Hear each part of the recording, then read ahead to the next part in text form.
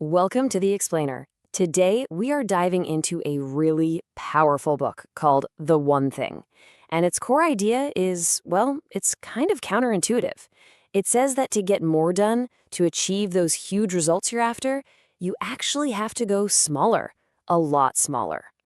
So, let me ask you something. Does this feel familiar?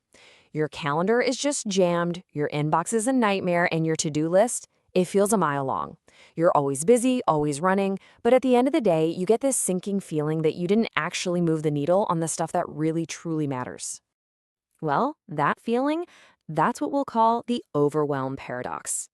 We've all been taught that big success means doing more. More hustle, more hours, more everything. But the one thing flips that completely on its head. It argues that to get those extraordinary results, you don't need to do more. You need to focus on less. Think about it like this.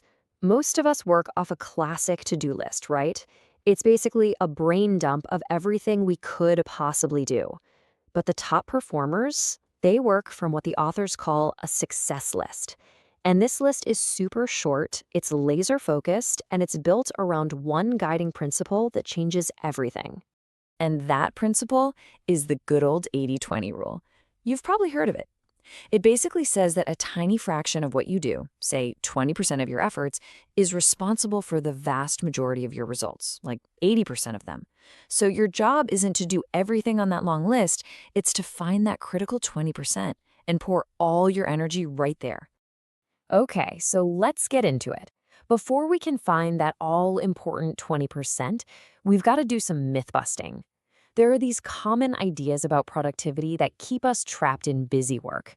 The book calls them the 6 lies of success, and they all kind of stack on top of each other, leading us way off track. The first lie, and this one is everywhere, is the idea that everything on your list is just as important as everything else. It's this belief that just being busy means you're being productive, and that, checking off 10 little things is way better than tackling one huge important one. But the truth, when it comes to getting results, equality is a total fantasy. High achievers get that success happens one step at a time, not all at once. They're constantly hunting for that one single task, the lead domino, that if they just knock it over, it'll topple a bunch of other things automatically or even make them totally irrelevant.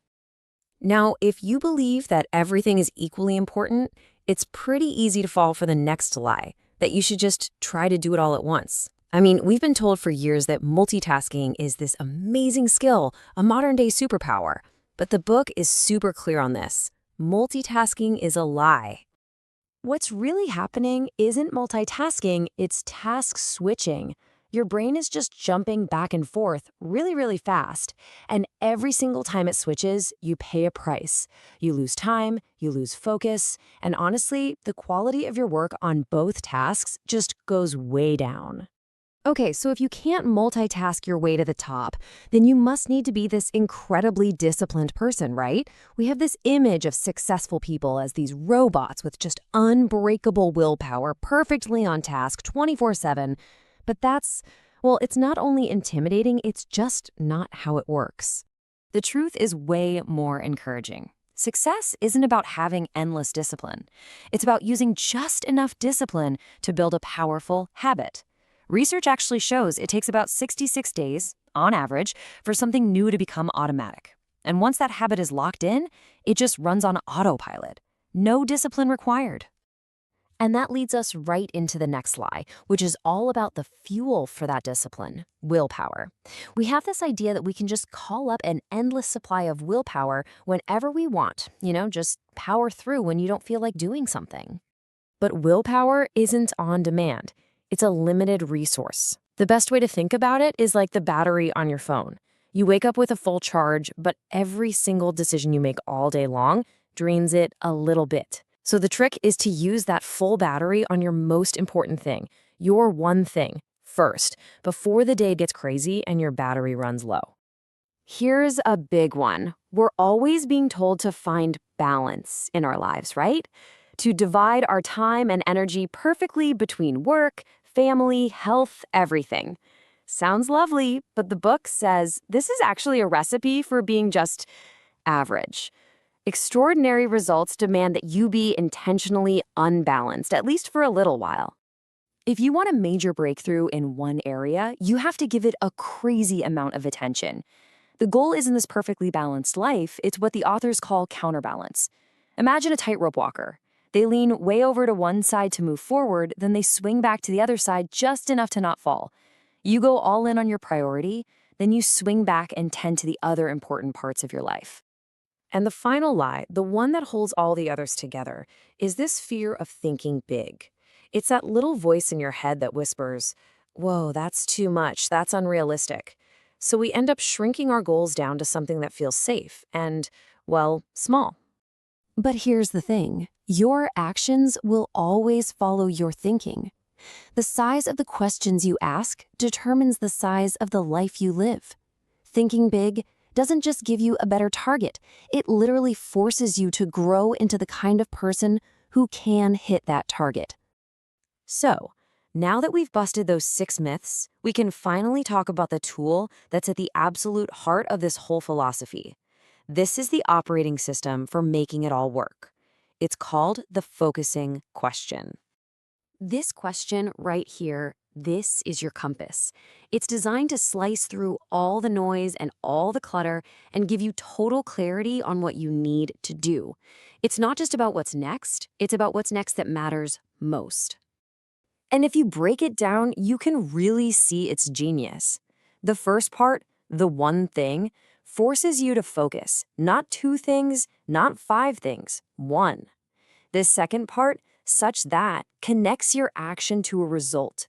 It gives it a purpose. And that last part, easier or unnecessary, that is the magic. That's the test that finds you the lead domino. And when you start asking this question over and over again and actually doing the thing you identify, you stop just checking off tasks. You start lining up dominoes. You start creating this incredible chain reaction. This is the domino effect in action. The big takeaway here is you don't have to do it all at once. You just have to figure out the most important domino to tip over right now and then put all of your energy into that one single push. Success builds on success. To really get how powerful this is, just picture a little domino, maybe 2 inches tall. It's tiny, easy to knock over, right? That little domino is your one thing for right now. Okay, so here's a cool fact. A domino can knock over another domino that's 50% bigger.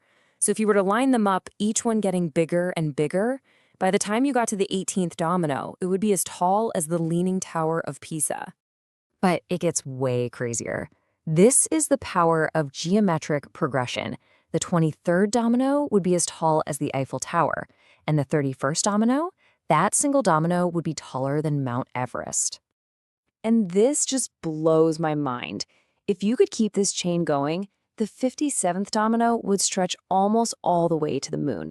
And it all starts from that one tiny 2-inch domino. That's the power of focusing on the one right thing. Okay, so this all sounds amazing in theory, right? But how do you actually make this work in the real world? A world that is practically designed to distract us. To live this way, you have to protect your one thing from what the book calls the 4 thieves of productivity.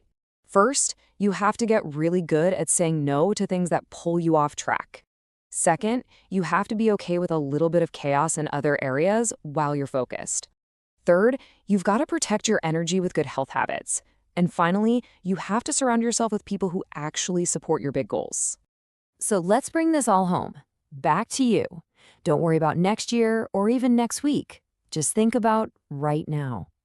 What is the one thing you can do such that by doing it, everything else will become easier or unnecessary?